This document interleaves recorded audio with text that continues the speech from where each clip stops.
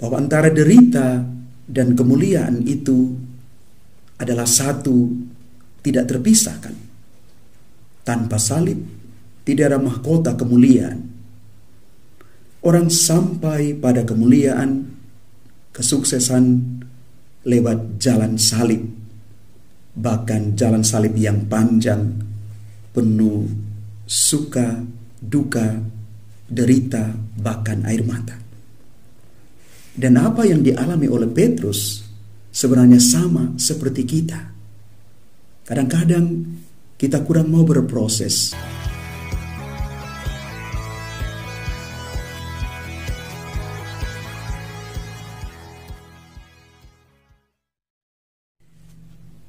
Shalom Bapak Ibu, Saudara dan Saudari yang terkasih. Mari sebelum kita merenungkan sabda Tuhan, kita membacakan teks Injil Matius bab 17 ayat 1 sampai 9. Sekali peristiwa Yesus membawa Petrus, Yakobus dan Yohanes saudaranya.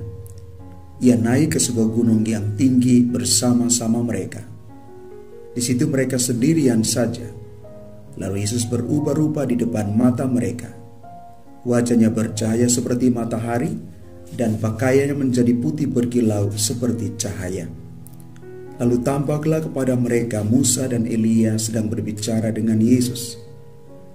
Kata Petrus kepada Yesus, "Tuhan, alangkah baiknya kita berada di tempat ini.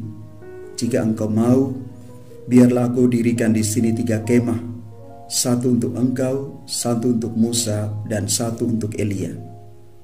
Sementara Petrus berkata begitu, tiba-tiba turunlah awan yang terang menaungi mereka, dan dari dalam awan itu terdengar suara yang berkata, "Inilah putraku yang terkasih, kepadanyalah Aku berkenan, dengarkanlah dia."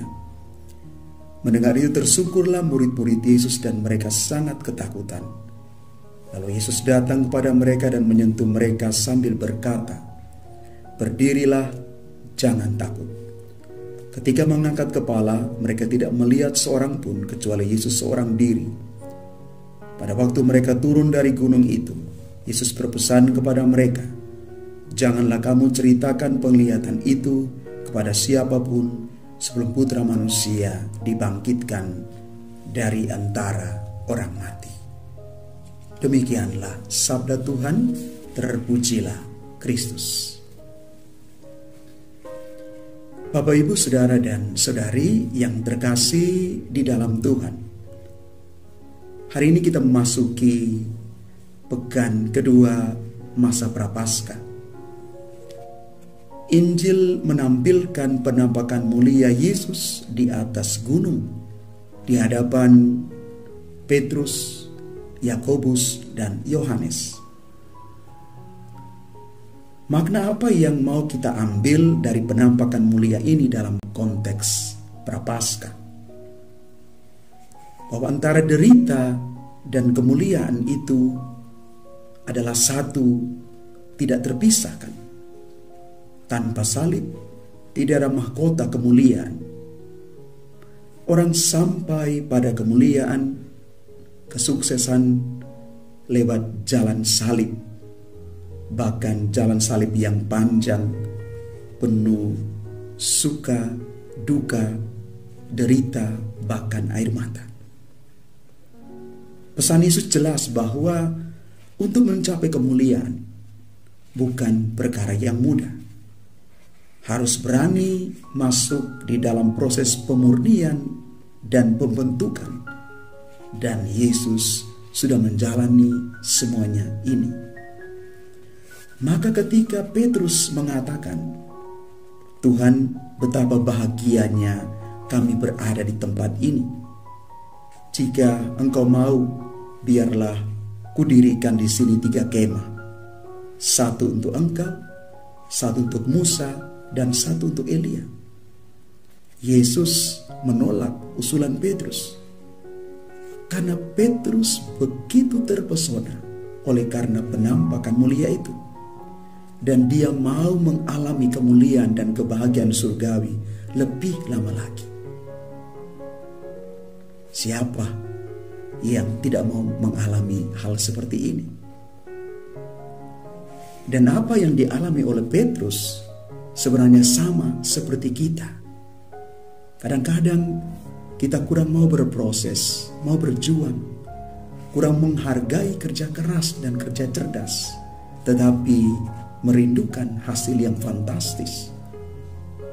Yesus menolak usulan Petrus dan mengajak mereka untuk melihat peristiwa penampakan itu, untuk membangun harapan dan iman supaya bisa melihat Yesus sebagai Tuhan, bukan sebagai manusia biasa.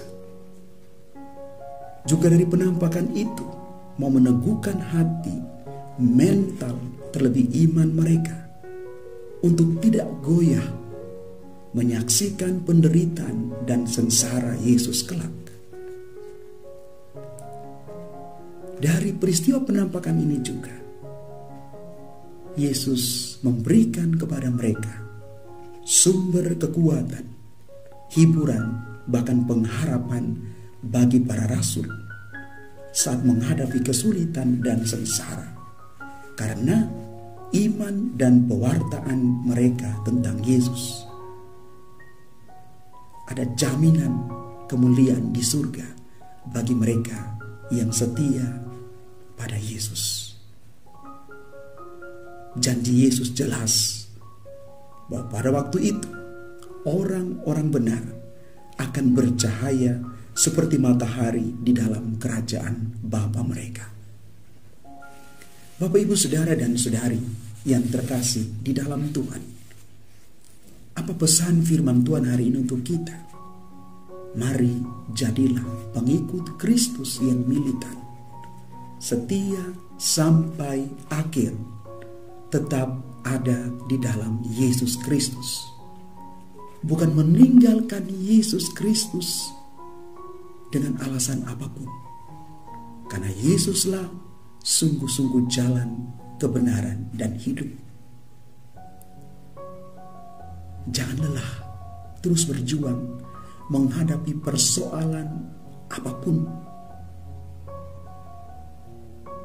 karena Tuhan sejak awal penciptaan sudah mengembuskan Roh Allah di dalam diri kita masing-masing. Karena itu kita dipanggil sebagai anak-anak Allah.